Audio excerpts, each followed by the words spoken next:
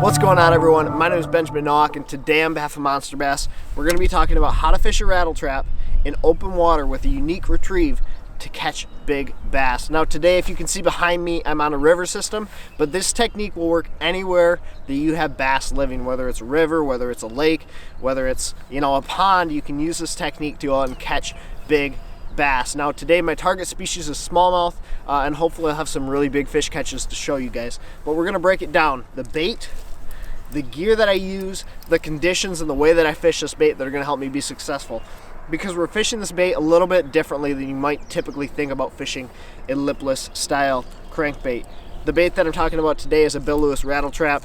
This is a candy craw color, and as you guys can tell, it's a bit worn out. I've caught a ton of fish on this bait, and I'll include some of those catches here in just a little bit.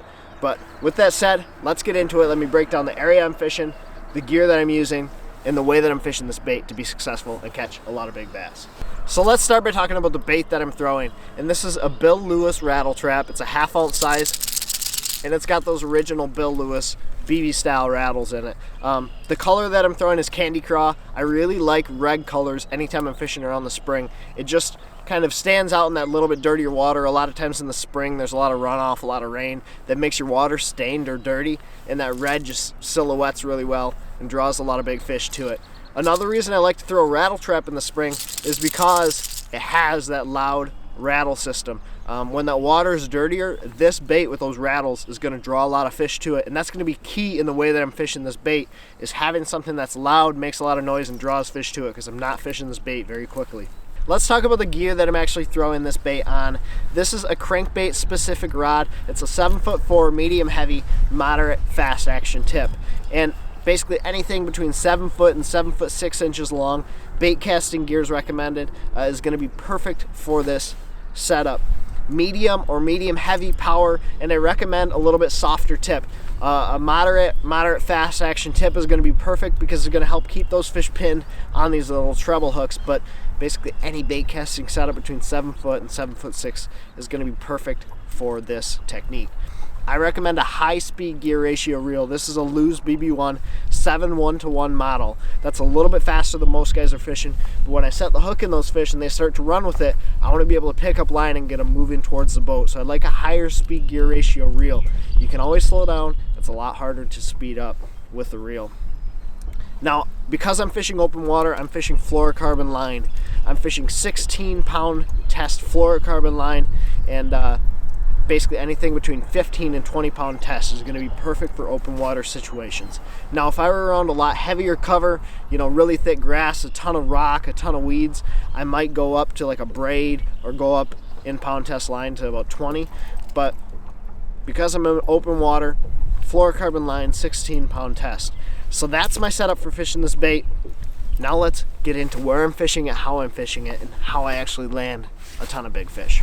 So as I mentioned before, we're fishing a river system, and you have an arm coming out this direction, another arm coming that way, and there's current pushing out of both of those.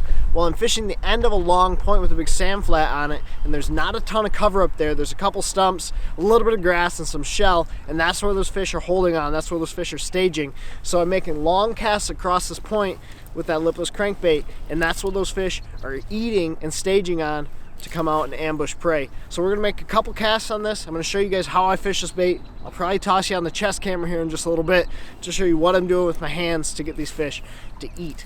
But for now, long point, sand flat with a little bit of cover on it, some current breaks, that's what those fish are holding.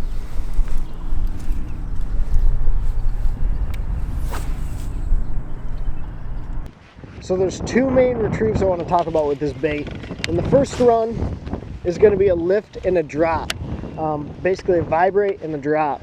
So what you're going to do is make a long cast and let that bait sink to the bottom. Once it hits bottom, which in this spot it's only 4 foot deep, so it's not going to take very long, all you're going to do is slowly lift that bait till you feel it vibrate and fall back down.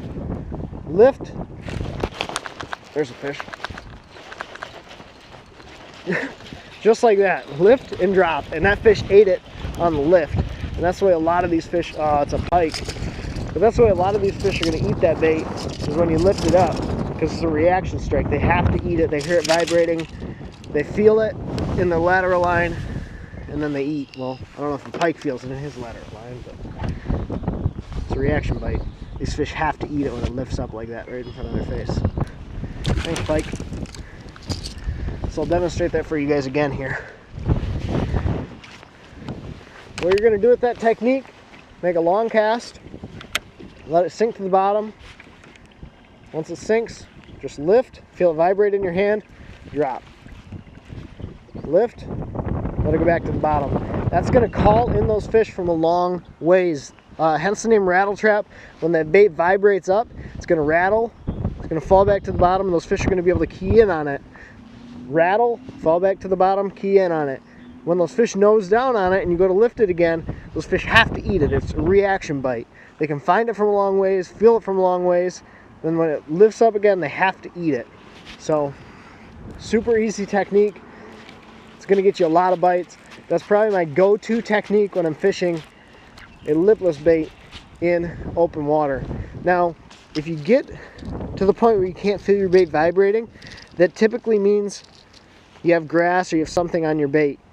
Reel your bait in or clear it from that grass and then keep going. Don't fish the bait if you can't feel it vibrating. The key to this bait is the fact that it rattles and vibrates. So if you can't feel it vibrating, if you can't feel it rattling, clear it and make another cast with it.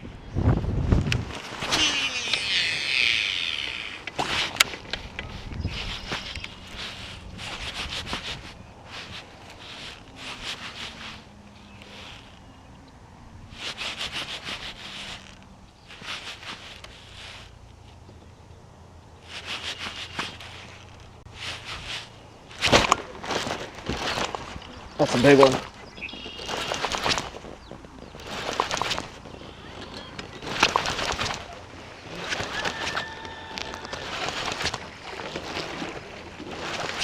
And I don't have the net out.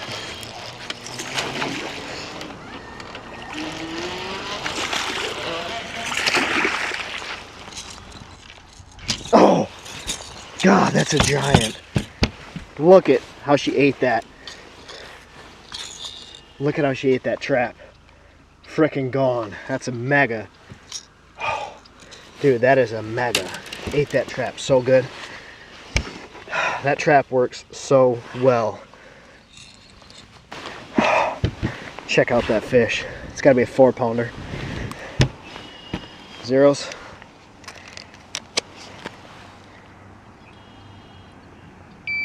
$4.9. 4.5 pounder. Chewed that trap. That's a beautiful fish. Beautiful 4.5 pounder. Smoked that trap. Gonna get her back. Thank you, fish. There she goes. Yes! That's a giant. The other retrieve I really like is just dragging this bait. Now for this, I put 2 hands on the rod and I fish it just like a jig. I'm literally dragging it along the bottom. But what it's doing is when you drag it, it's still going. It's still making noise. So it's still calling fish in. It's still a little bit louder presentation than even like a jig with a rattle in it. And it's drawing fish from a long ways. It's a great technique that not a lot of people use, that we get a lot of bites. So all you're gonna do is take your bait, cast it out there, let it sink to the bottom. Once it's on bottom, just drag it. If you're in open water where there's not a whole lot of cover down there, this is a great technique that not a lot of people use that can get you a lot of really big bites. Just drag it. So I hope that little segment helped you guys understand the 2 retrieves that I like to use, both the lift and drop and the drag retrieve. They're both going to draw fish in from the long ways. It's a little bit different presentation down there on the bottom. And because the bait has that loud rattle when it vibrates, when you drag it, when it flops, it's going to make noise down there. It's going to draw fish in from a long ways. In dirtier water, it's going to be super effective. And it's something that not a lot of people are doing. You can do it behind people that are fishing tubes and jigs and plastics. And this is going to give them a different sound, a different profile, and it's going to help those fish key in on this bait. Both of those retrieves are going to catch giant bass no matter where you guys live. So hopefully you can go out and utilize those retrieves, the information in this video, to help you catch some mega big bass. So if this video helped you guys out, please go down, do me a favor, hit that thumbs up button. If you're not already subscribed to the Monster Bass YouTube channel, hit that subscribe button down below. Hit that notification bell because it'll let you know when we post more videos just like this one. And again, on behalf of Monster Bass, my name is Benjamin Nowak. I want to thank you for watching. If you have any questions or comments, let us know in the comment section below. We'll respond to each and every one of you. And as always, take care, tight lines. We'll catch you guys later.